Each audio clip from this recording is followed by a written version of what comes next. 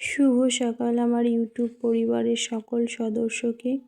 আমার নতুন একটি ব্লগে তোমাদের সবাইকে জানাই স্বাগত এবং অনেক অনেক ভালোবাসা জানিয়ে আজ ব্লগটি শুরু করছি।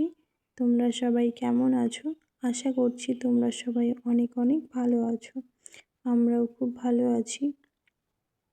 তো চলো তোমাদের সাথে নিয়ে দিনটি শুরু করলাম। সাথে থাকো, দেখতে থাকো সকাল থেকে কতটুকু তোমাদের সাথে শেয়ার করতে পারি বা না পারি। তো সকাল কি বলো তো, উঠে বিছানাটা গুছিয়ে নিয়েছি। ওই ঘরের বিছানাটা এখনও গোছাতে শুরু করিনি, কারণ ওই ঘরে এখনও মাহি ঘুমিয়ে আছে। ওই জন্য ভাবলাম তা চলো এই ঘরটা যখন খালি আছে এই ঘরটা আগে একটু ভালো করে পরিষ্কার করে নিই। কী বলতো, প্রায় তো এগুলো মোছাই হয়, তবুও হালকা হালকা যদি ধুলো পড়ে যায় ওই জন্য আমি মুছে নিচ্ছি। একেবারে যে নোংরা হয়েছে তা কিন্তু না। এটা তো তোমরা দেখো আমি প্রায় 2-1 দিন পর পরই মুছে নিই। মুছে নিলে কী বলো তো, নোংরাটা একটু কম হয়। তারপরে যে ওই টিভি ক্যাবিনেটটা পরিষ্কার করে নিয়ে তারপরে এই যে ড্রেসিং টেবিলটা একটু ভালো করে পরিষ্কার করে নিচ্ছি। আর এই যে আমার উপরের কাজগুলো কিন্তু আমি কমপ্লিট করে রেখে এসেছি। আমি আজকে উঠেছি অনেকটা সকালে, মানে 4:30টার দিকে উঠেছি। উঠে উপরের ঘরে ঝাড়ু পোছা সবই করা হয়ে গেছে। তারপরে নিচে এসেছি, নিচে এসে এবার নিচের ঘরের এই ঘরটা করে নিচ্ছি, কমপ্লিট করে নেব।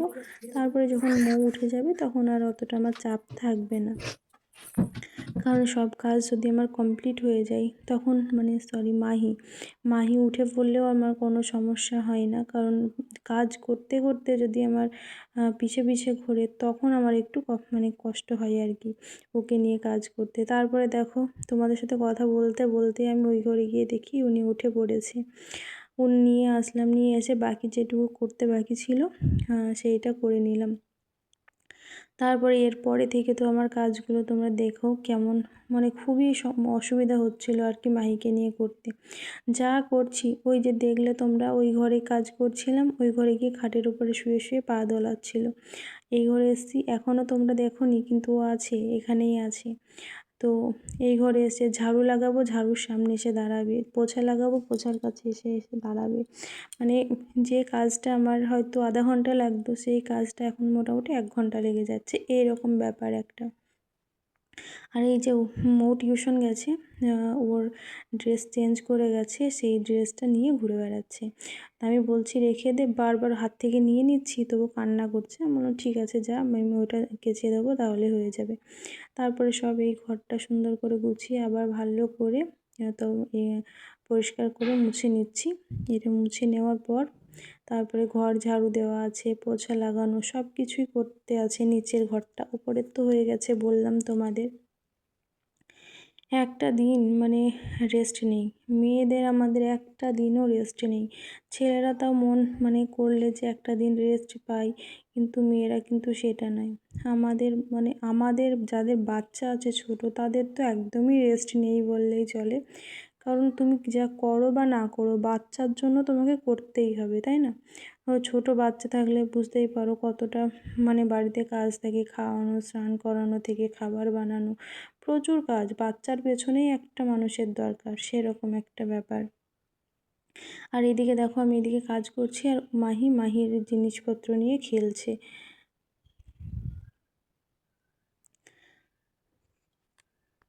তোমাদের সাথে কথা বলতে বলতে তো ওই ঘরটা তো আমি কমপ্লিট করে এসেছি। আসার পর এই ঘর বাইরে যে ডাইনিং রুমটা আমি সুন্দরভাবে মুছে পরিষ্কার করে নিলাম। আর এই যে প্রত্যেকটা দিন মোছা হচ্ছে, মোছার পর কী বলো তো, প্রত্যেক দিন যদি মুছে রাখি কিংবা দেখতেও ভালো লাগে, নোংরাটাও কম হয়, নোংরা হয় না বললেই চলে প্রত্যেক দিন যদি আমি কাজটা করতে পারি। তো দেখো তারপরে এই যে এখানে একটা ওড়না ছিল, ওড়নাটা নিয়ে ঘরে ভাঁজ করে রেখে আসলাম। আর এই জলের বোতলগুলো ডাইনিং টেবিলে ছিল, ওখানে সরিয়ে রেখে আসবো নিচে। আর আজকে ভাবছি কিচেনের ওই যে সেলফ ওইগুলো আছে ওগুলো আমি একটু পরিষ্কার করব। ওই যে কাজগুলো কলিং দিয়ে একটু পরিষ্কার করব। তো সুন্দরভাবে কলিং দিয়ে পরিষ্কার করছি না, খুব সুন্দরভাবে পরিষ্কার হয়ে যাচ্ছে পুরোটা। আমি নিচের দিকটাও পরিষ্কার করেছিলাম, পরে আমার একটু মাথাতেই নেই যে নিচের তো ক্যামেরায় তো দেখা যাবে না। তো আমি এই যেরকম ক্যামেরা অন আছে সেই রকমই ছিল তো। তো নিচের দিকে যখন পরিষ্কার করেছি তখন একটু মানে দেখা যায়নি আর কি। তো যাই হোক, এই দেখো এটা সুন্দরভাবে, এত সুন্দরভাবে পরিষ্কার হচ্ছে তোমাদের কি বলবো।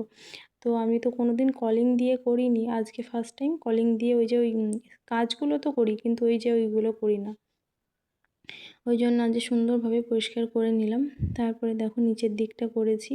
তারপরে এই যে জলের বোতলের তলায় মাহি না ছোটো ছোটো আলু যেগুলো হয় না সব ফেলে দিয়েছে। উঠাবে, উঠিয়ে উঠিয়ে ফেলে দেবে। ওই জন্য আমি আবার ওইগুলো একটু ঝাড়ু লাগিয়ে নিচ্ছি। ঝাড়ু টাড়ু লাগিয়ে রেখে দিলে না পরিষ্কার থাকলে সেটা দেখতেও ভালো লাগে, তাই না? এই দেখো রান্নাঘরের এই যে এইগুলো আমাকে মনে হচ্ছে যেন সরিয়ে রাখতে হবে, না হলে মাহি যে আমার এত বদমাইশি শুরু করেছে। আলু পেঁয়াজ যা পাচ্ছে নিয়ে গিয়ে ফেলে দিয়ে আসছে, আর আমাকে সেইগুলো তুলে তুলে বারবার রাখতে হচ্ছে। আর দেখো আমি ঝাড়ু দিচ্ছি, ঝাড়ুর সামনে বারবার চলে আসছে। কি করব, কিছু করার তো নেই, তাই না? এই দেখো আমি বলছি একটু বাইরে যা, ও যাচ্ছে না। তারপর আমি নিজেই ওকে ধরে নিয়ে এসে বাইরে দিয়ে গেলাম, আর কান্না করতে শুরু করে দিয়েছে। আমি মানে যে কীভাবে থাকছি সেটাই আমি বুঝতে পারছি। মানে না থাকলে নাই, এতটা মানে কষ্ট হচ্ছে, ভালো লাগছে না আর, বুঝলে। তারপরে দেখো সব ঘর তোমার ঝাড়ু দেওয়া হয়ে গেছে। আর আমি ভাবছি এবার বাকি যেটুকু আছে এটা ঝাড়ু লাগিয়ে নিয়ে বাদবাকি কাজটা করে নেব। আমি মাহিকে সরিয়ে দিচ্ছি, তাও সে সামনেই চলে আসছে। এই দেখো এবার সুন্দরভাবে আর একবার এত ভালো করে যদি একবার ঝাড়ু লাগানো যায় না, দেখতেও মানে কি সুন্দর পরিষ্কার হয়। টাইলসের ঘরে না নোংরা কমই হয়, আবার যদি একটু বেশি নোংরা হয়ে যায় তখন আবার মনে হবে যেন কেমন হয়ে পড়ে আছে। তারপরে দেখো ঝাড়ু দেওয়া কমপ্লিট হয়ে গেছে, এখন পোছা লাগাচ্ছি। খাটের তলটা তো সুন্দরভাবে পোছা লাগিয়ে নিচ্ছি। আর ওই দেখো দেখতে পাচ্ছ আমি পোছা লাগাচ্ছি, আমার পিছনে এসে দাঁড়িয়ে আছে। তাহলে ভাবো কীভাবে করা যায় কাজটা। যতটুকু পোছা লাগানো হচ্ছে ওকে সামনাসামনি করে নিয়ে পোছা লাগাচ্ছি। তাই ভাবছি ঠিক আছে চলো, এই যে ঘর মোছাটা, একটা ঘর মোছাটাই তোমাদের সাথে শেয়ার করব, বাকিটা করব না, কারণ এইভাবে করাটা সম্ভব হচ্ছে না আর কি। ও প্রচুর বদমাশি করছে আর কি। দেখো আমার পিছে পিছে ওইখানেই দাঁড়িয়ে থাকবে, আমি যতবার বলি মাহি একটু বাইরে যাও শোনা, ও তো আমার কথা তো শোনেই না একদম। বাচ্চা মানুষ, মা যেখানে সেখানেই তো ওরা থাকবে, তাই না? আমরা বলে কি করব যে যাও, কিন্তু ওর মা তো এখানে আছে, ও কী করে যায়। তারপরে দেখো এই দেখো আমার এই ঘরটা মোছা হয়ে গেল, বাকি সব কাজ সেরে চলে এসছে। তারপরে আমি স্নান করতে গেছিলাম। তো স্নান টান করে এই দেখো এই ঘরে এখন পূজাটা, ঠাকুরকে মিষ্টি জলটা দিয়ে নিয়েছি। আর বাইরের ওয়েদারটা আজকে মোটামুটি ভালোই আছে, হালকা রোদ উঠেছে। আর আজকে সার্ফ দিয়েছি অল্প কিছু। তারপরে একটু ভাত ছিল, ভাবলাম কি একটু ডিম দিয়ে ভালো করে একটু ভেজে নিই, তাহলে সকালের খাবারটাও হয়ে যাবে। আর আজকে দুপুরে ভাবছি চিকেন বানাবো, আর আমি চিকেন বানাবো শুনেছি মৌ, আর বলছে মা আমি চিকেনের সাথে ভাত খাবো না, আমি চিকেনের সাথে রুটি খাবো। তাই চিকেনের সাথে আজকে রুটি হবে, আর ভাত হবে না। তো এখন ভাতটাকে ডিমটা দিয়ে সুন্দর করে ভেজে নেব। এইরকম করে ভেজে খেতে না খুব ভালো লাগে। একটু জিরে গুঁড়ো, একটু হালকা লঙ্কা গুঁড়ো, তারপর একটু লাস্টে গরম মশলা দিয়ে আর ডিম, এইগুলো দিয়ে করলে না খেতে খুব টেস্টি লাগে। আমি তো প্রায় যেদিনকে ভাত বেঁচে যায় সেদিনকে জল দিয়ে না রেখে ফ্রিজের মধ্যে রেখে দিই, তারপরে এরকম করে ভেজে খাই, খেতে খুব টেস্টি লাগে। আমার লাগে, কার কীরকম লাগে তো জানি না। তো দেখো ডিম দিয়ে দিলাম দুটো, এবার সুন্দরভাবে ভুজিয়া মতো করে নিয়েছি। আর তেলটা একটু বেশি দিয়েছি, জানো তোমার তো ডিম ভাজাতে তেল বেশি না দিলে না মনে হয় যেন কেমন একটা আঁশটে মতো গন্ধ করে, ওই জন্য আমি একটু তেল বেশি দিই। আর ভাজা ভালো হলে মানে কোনো কিছু গন্ধ করে না আর কি। তারপরে সুন্দরভাবে মাখিয়ে নিয়েছি, লাস্টে একটু হালকা একটু গরম মশলা গুঁড়ো দিয়েছি আর একটু লঙ্কা গুঁড়ো, কারণ দেখলাম যে ঝালটা কম আছে, তার জন্য একটু লঙ্কা গুঁড়ো দিয়েছি। এই দেখো দুজনের জন্য প্লেটে নিয়ে নিয়েছি। খাওয়া দাওয়া সেরে বাকি যে থালা বাসনগুলো থাকে সব কিছু ধুয়ে নিয়েছি। সব কিছু ধুয়ে রান্নাঘরটা সুন্দরভাবে আবার পরিষ্কার করে নিয়ে তারপরে এই দেখো সবজি বলতে শুধু আলু, চিকেন বানালে দেখবা চিকেনের জন্য অনেক কিছু রেডি করতে হয়, সেগুলো সব রেডি করে নিয়ে তারপরে আবার রান্নাটা বসালাম।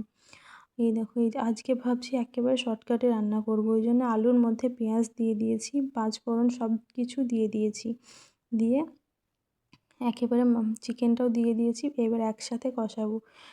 কষিয়ে তারপরে ওর মধ্যে মশলা দেবো। আর আজকে না কাঁচা লঙ্কা দিয়ে মানে করবো, কাঁচা লঙ্কা বাটা দিয়ে। ও শুকনো লঙ্কা তো অতটা খাই না, যদি হয়তো একটু কম পড়লো মানে ঝালটা একটু কম হলো তখন একটু শুকনো লঙ্কা দিয়ে দিই গুঁড়ো। তারপর সুন্দরভাবে কষিয়ে নিয়েছে, বুঝতেই পারছো কতটা সুন্দর এসেছে কালারটা। আর এই দেখো অল্প একটু করে জল দিয়ে দিলাম, তারপরে এটা একটু ফুটতে দেবো, তারপরে নামিয়ে নেব গরম মশলা দিয়ে। তারপরে এদিকে তরকারিটা হতে হতে এদিকে আমি লেচিগুলো মানে সরি আটাটা মেখে নিয়েছি রুটি বানানোর জন্য। দেখো এইদিকে রুটি বানাতে শুরু করে দিয়েছি। আর সত্যি কথা জানো তো, রুটি না ফুললে আমার একটু ভালো লাগে না, তোমাদের তো বলি। কারণ কি মনে হয় যেন শক্ত শক্ত মনে হয়, আর রুটি ফুললে পরে নরম হয় খুব সুন্দর, তাই না? আমি আজকে যতগুলো রুটি হয়েছিল সব কটা রুটি খুব সুন্দরভাবে ফুলেছিল আর কি। এই দেখো কত সুন্দরভাবে ফুলছে। আর সবথেকে কি, এই রুটি বানাতে আমার একদমই ইচ্ছে করে না, কেন বলো তো? রুটি বানাতে গেলে না গ্যাসের চার সাইড থেকে পুরো একেবারে নোংরা হয়ে যায়, ওই জন্য একদম ভালো লাগে না যে রুটি বানাই। তো তারপরে দেখো রুটি ভাজা কমপ্লিট করে এসে বোতলগুলো খালি ছিল, আমি ভাবলাম চলো তাহলে বোতলগুলো ভরে নিই। বোতলগুলো ভরা হয়ে গেলে আমরা খাওয়া দাওয়া করব। এটা হচ্ছে দুপুরের খাওয়া দাওয়া। এই দেখো বোতলগুলো এখন ভরে নিচ্ছি।